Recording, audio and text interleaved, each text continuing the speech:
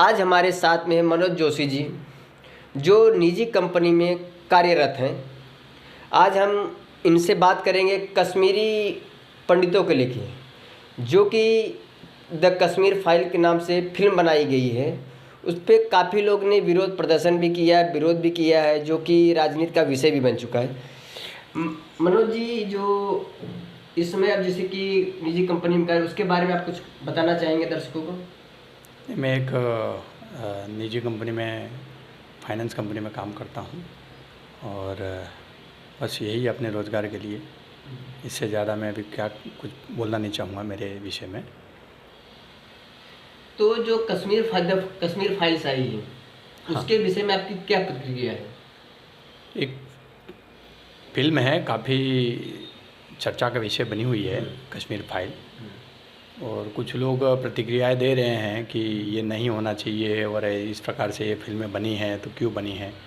और लगभग वही लोग देखने में आ रहे हैं जो बार बार फिल्मों को और कला को अभिव्यक्ति का माध्यम बताते थे और अभिव्यक्ति की स्वतंत्रता बोलते थे और कलाकारों को बंदिश नहीं होनी चाहिए, इस प्रकार से बातें जो करते थे। और कई सारी फिल्में ऐसी बनी हैं बॉलीवुड में या हमारे आसपास में जो भी कला के मंच है, वहाँ पे कई प्रकार के इस प्रकार से कार्य हुए हैं जिसमें अभिव्यक्ति की स्वतंत्रता के माध्यम से हर आयाम पे या हर समाज के हर अंग पे और हर बड़े से बड़े समाज पे प्रश्न चिन्ह उन्होंने उठाए हैं। तो मुझे तो नहीं लगता कि कहीं यहाँ पे कोई नया कार्य हो रहा है, किसी एक विषय को या किसी एक समाज को लेकर कोई फिल्म बनी है।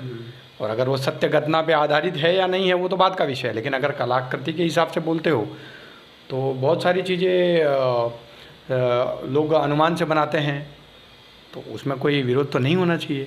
क्या बॉलीवुड में दो फाड़ हो गए हैं कश्मीरी पंडितों को लेके? बॉलीवुड में एक चीज़ तो मुझे अवश्य देखने मिल रही है। मैं एक बहुसंख्यक समुदाय से मैं आता हूँ, तो कई पिक्चर हमने देखी हैं, जैसे परेश रावल जी की एक मूवी थी और कहीं भी पिक्चरों में ये इस प्रकार से बताने का प्रयास करते हैं। जैसे अभी एक आई थी आश्रम मूवी आई थी, फिर जय भीम मूवी आई, फिर और भी बहुत सारी फिल्में आती रहती हैं जो एक समुदाय विशेष पे उनके जो कार्य हैं उन पे कहीं ना कहीं प्रश्न चिन्ह बनाते हैं। तो उसमें तो किसी ने विरोध नहीं किया। तो ये बनाने वाला जो लोग हैं उन्होंने विरोध नहीं किया, और अब कोई किसी ने बनाया तो उसका पूरा पूरा बॉलीवुड या फिर उसको जो बनाने वाले जो पहले फिल्में बनाई जो अभिव्यक्ति की स्वतंत्रता की बातें करते थे, और वही लोग आज इस फिल्म का विरोध कर रहे हैं। तो ये तो कहीं ना कहीं दोगला रवैया हो गया। जैसे मैं फिल्म देख के लोग बाहर आए तो मैंने कुछ दर्शकों से बात किया, तो दर्शक ने बोला कि मीडिया भी कहीं इसका हिस्सा था, मीडिया ने भी कहीं सच दिखाने का प्रयास नहीं किया। क्या ये सच है?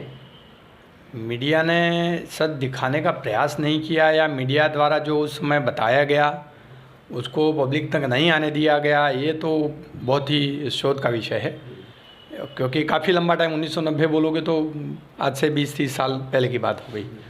तो उस विषय पे तो अभी वही पता चलेगा जब अध्ययन करेंगे तब, इससे पहले तो नहीं बोल सकते। जैसे 1990 में ये कांड कश्मीरी पंडितों के साथ में कांड हुआ था, क्या ये राजनीति का विषय भी था क्या ऐसा? कश्मीर हमारे देश के लिए एक बहुत बड़ा मुद्दा रहा है। भारत देश के लिए कश्मीर बहुत बड़ा मुद्दा रहा है। भारत और पाकिस्तान के बीच में एक बहुत ही संवेदनशील हिस्सा रहा है कश्मीर। कुछ इसको पीओके भी रहा है, और हिंदुस्तान के अंदर में भी एक कश्मीर का एक हिस्सा आता था, एक पाकिस्तान के अंदर में भी आता था। तो पाकिस्तान की गतिविधियां हमेशा हिंदुस्तान के दायरे में जो कश्मीर आता रहा है उसमें इस प्रकार से अनैतिक गतिविधियां करना, और क्योंकि बहुसंख्यक समुदाय वहाँ पे जो है वो एक यहाँ का भारत का ऐसा समुदाय है जिनको हम बोलते हैं मुसलमान बंधु, वो समुदाय वहाँ पे कश्मीर में ज़्यादा है। तो उस वजह से पाकिस्तान स्पेशली मुस्लिम समुदाय को बिलोंग करने वाला एक राष्ट्र है, तो उस वजह से भावनात्मक रूप से कश्मीर में जो मुसलमान हैं उन लोगों को भड़का के भारत के विरोध में करने का हमेशा प्रयास करता रहा है। कश्मीरी पंडितों को मार के भगाना, क्या ये राजनीति का विषय था क्या?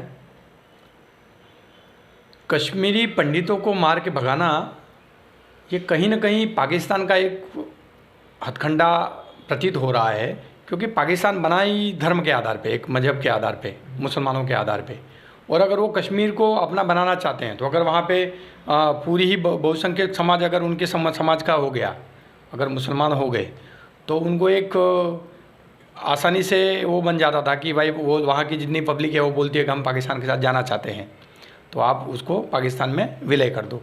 तो उस प्रकार से उनकी साजिश हो सकती है, एक राजनीतिक साजिश पाकिस्तान की, या पाकिस्तान के जो गुट हैं जो कश्मीर में काम कर रहे थे उनके ये कार्य हो सकता है। जैसे कि विवेक अग्निहोत्री, अनुपम खेर की पूरी टीम प्रधानमंत्री मोदी से मिलती है, अमित शाह से मिलती है, उनकी तरफ से पिक्चरों के लिए जो है अच्छा खासा आश्वासन देना, इसका क्या उद्देश्य आता है?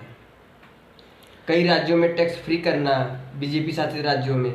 देखिए, मुगले आजम आई थी जो हमारे पद्मावती बनी मूवी, उस पर भी जो उनके डायरेक्टर वगैरह थे उनको सुरक्षा दी गई, हमारी सरकारों ने सख्त सुरक्षाएं दी। एक समाज था राजपूत समाज, जिन्होंने विरोध में आवाज़ उठाई कि भाई ये इसमें कुछ गलत इतिहास बताया जा रहा है, तो उस समय अगर सरकार अभिव्यक्ति की आज़ादी के हिसाब से उनको समर्थन कर सकती है तो आज भी कर सकती है। विवेक अग्निहोत्री को Y+ सुरक्षा देना पड़ा। हाँ जी। ऐसा क्यों देना पड़ा? क्योंकि खतरा ऐसा है क्या? उनको सुनने में आ रहा है कि उनको जो कश्मीर के अलगाववादी फ्रंट के या पाकिस्तान के अलगाववादी तत्व हैं, जो विरोधी हैं, आतंकवादी तत्व हैं, उनके द्वारा धमकियाँ आ रही हैं कि आपने हमारी सच्चाई या हमारे बारे में झूठ बोल रहे हो आप। तो आतंकवादियों के लिए तो क्या झूठ बोलना, मुझे तो नहीं लगता कि आतंकवादियों के लिए कोई बहुत झूठ बोलेगा। आतंकवादी आतंकवादी है, पाकिस्तान का हो या कहीं और का हो।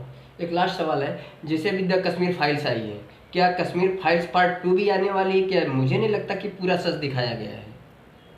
यही सवाल विवेक अग्निहोत्री जी का मैंने एक इंटरव्यू देखा था, उसमें पूछा था कि आप इसके ऊपर आगे कुछ बनाएंगे, तो उन्होंने बोला कि वेब सीरीज़ आएगी, उन्होंने कहा था ये, और आना चाहिए। अगर सच है तो सच पूरा आना चाहिए, आधा अधूरा क्यों। ठीक है, धन्यवाद।